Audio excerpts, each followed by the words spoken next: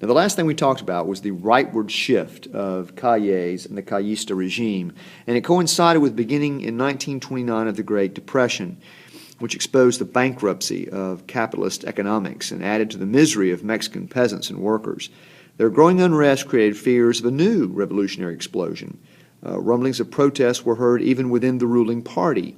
A new generation of young, middle-class reformers demanded vigorous implementation of the Constitution of 1917.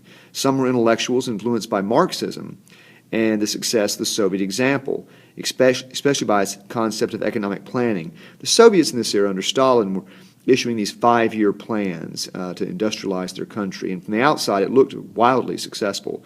And so some of these were sort of Marxist in nature, but not most. Their most basic message was the need to simply resume the struggle against the latifundio, peonage, economic and cultural backwardness.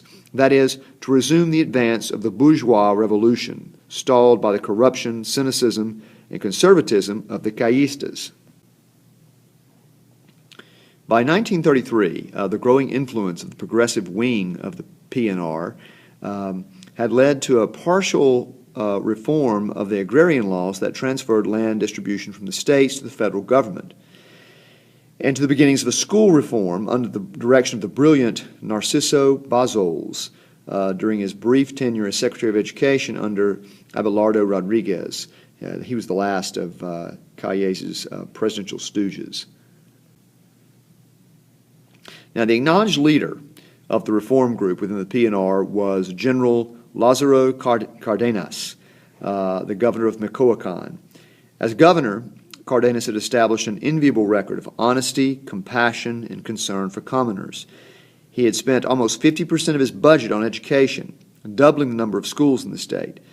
And despite his progressive ideals, he was very close to the inner circle of the revolutionary family, and the Jefe Maximo, Calles, regarded him as a loyal lieutenant.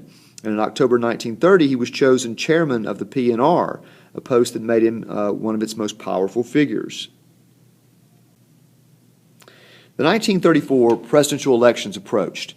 Aware of the growing strength of the left wing in the PNR, Calles decided to make some concessions to the reformers that would leave him still in control of the government. With Calles' blessing, Cárdenas was nominated for president at the PNR convention in 1933. With Calles' approval, the convention also drafted a 6-year plan. This was an obvious imitation of the Soviet model, 5-year plans, that would give life to the ideals and promises of the Constitution of 1917. This is what the reformers wanted. Although there was no doubt that he would be elected, Cárdenas campaigned vigorously, visiting the most remote areas of the country, patiently explaining to workers and peasants the 6-year plan and the need to strengthen the ejidos, build modern schools, and develop workers' cooperatives. In July of 1934, he was elected and took office with a cabinet hand-picked for him by Calles. The Jefe Maximo was confident that the loyal Cárdenas would carry out his orders as the puppet presidents who had preceded him had done. But that was not to be the case.